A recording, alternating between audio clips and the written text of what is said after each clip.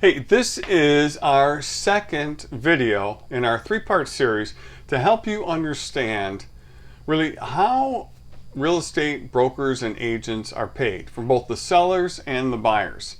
So in our first video, we went through and pretty much laid the groundwork and told you current state, and we defined for you different terminologies around, with a broker, a listing broker, a buying broker, so you get an understanding of that. In this video, we're going to go through some of the various scenarios that are currently taking place and some of the scenarios that could take place as we possibly evolve in this changing from who's paying whom in the listing broker, buying broker scenarios. And this is based upon some lawsuits and some things you may have seen in the press and some changes taking place in the industry. So here we go.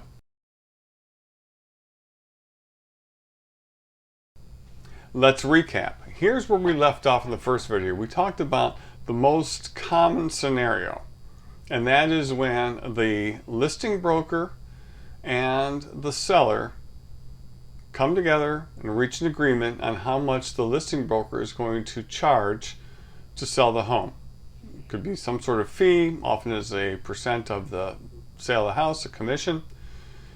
And they also agree on if a buyer is presented to them from a buyer's agent who is a member of the MLS, and they have a relationship with the MLS, that the listing broker is going to share some portion of that fee with that buyer's broker. Now, that is done because the buyer and the buyer's agent and broker have a relationship and an agreement that says that their services are going to be paid for by the buyer unless the listing broker is offering to pay that compensation on their behalf. So as you'll see in this slide that we left off with in the last video, this is the most common scenario that you see in the majority of transactions that take place across the country. There may be some little variations, but this is pretty standard. And this is how the buyer's agent is being compensated. The buyer has an obligation to pay the buyer's agent, but there are arrangements that have been made for the listing broker to be able to help pay that compensation or make a portion of that compensation to the buyer's agent on behalf of that buyer. So that's how that works. Now, we have another scenario up here. For sale by owner or unrepresented seller.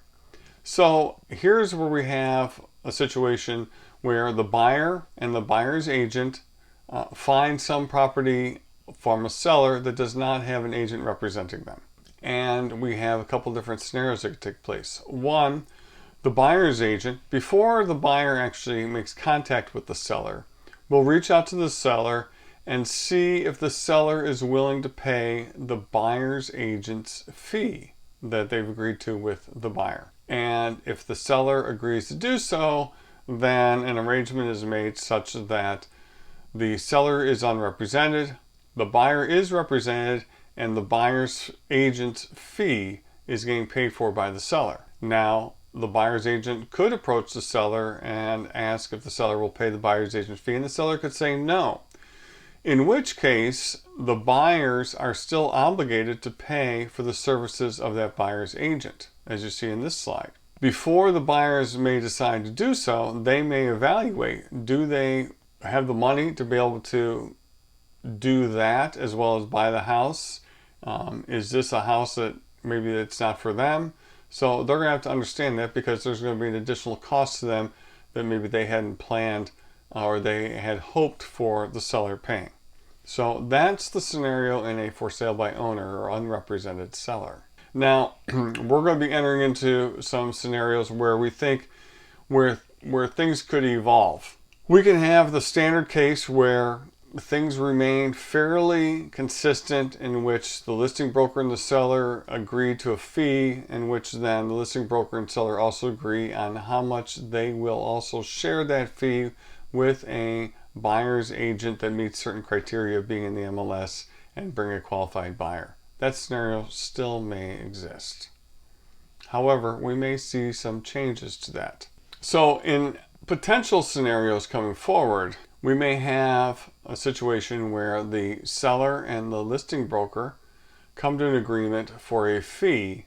However, there is no fee that is going to be shared with the buying agent or buying broker.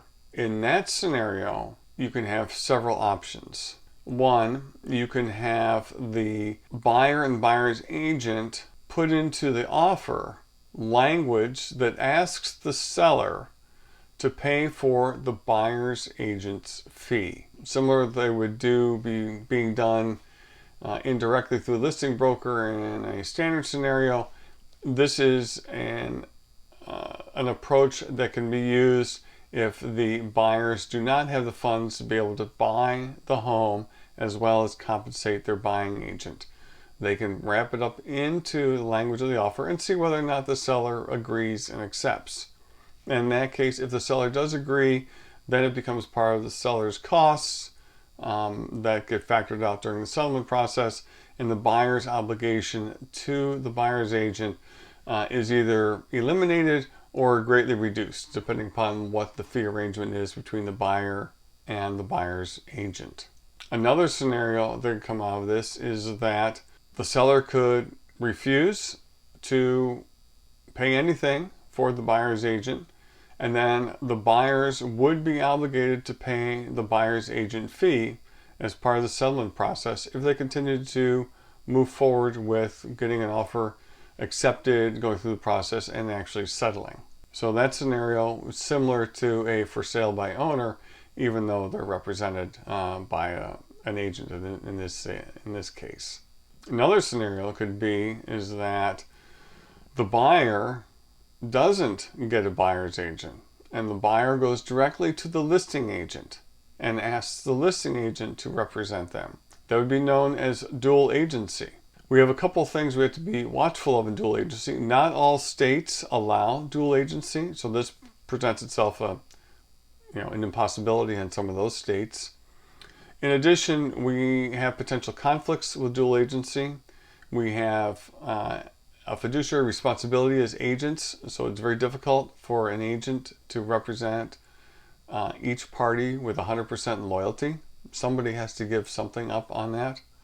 The seller may not want to be in a dual agent scenario. The buyer may not really want to be in a dual agent scenario once they understand that the representation may not necessarily be fully on their behalf. But that is something that is a potential as some of this real estate commission dialogue evolves, in which the buyers will not get an agent and they'll just rely on the listing agent to do their work. Now, if the listing agent is getting paid a fee strictly for their listing and selling services, they may want some fee to handle the buyer side of the transaction, which would have to be negotiated. It adds its own complexity. It may make the seller wonder who's being represented properly. So you have to be careful of that type of scenario. So don't just go and reach out to the listing agent thinks that's how they're going to solve your problem. We also run the risk, once we get into scenarios like this, of increased potential for litigation, because one party doesn't feel as though they were served properly, somebody feels wronged, and that can open itself to litigation. May something that a seller and that listing broker may think twice about. Another scenario that may occur that we have to be watchful for is the unrepresented buyer. So the seller has representation, they have the listing agent and broker, they have a fee defined for their services strictly for selling the home, and no other extra fees going to any other representative. So now the buyer is unrepresented, and the buyer has to try to figure out how they're going to get representation. Who's going to write the offer for them? Who's going to help them in negotiations? Who's going to help them in inspections? And they may reach out to an attorney to be able to help them through the process, but they're not going to, the attorney probably will not have the same level of skill as a real estate agent would in understanding some of the nuances. Clearly, they are not as practiced in the everyday machinations of inspections, township requirements, trying to navigate through appraisals, and all the presence that really is required of both the listing agent and the buying agent. But you may see some people attempt this because they either don't have the monies or don't have the ability or don't want to have representation to help them get a house, and they really don't want to trust the listing agent to do so. And these scenarios are probably going to be the most problematic. They're the ones that are probably going to have the greater likelihood of fall through, because you have a lot of people who may be involved who aren't experts in their field. This is the lay of the land, the scenarios. Digest some of this. Take a look back at the first video. Look at some of the slides we have in this video, and then we'll follow up with our final video and try to see how we can wrap this all together. As we've always said, give us a like, give us a subscribe. Write in the comments, let us know if there's anything that you may have questions about or would like more information about. We are here to provide to you knowledge so that you can be a better buyer and seller of real estate. Thank you.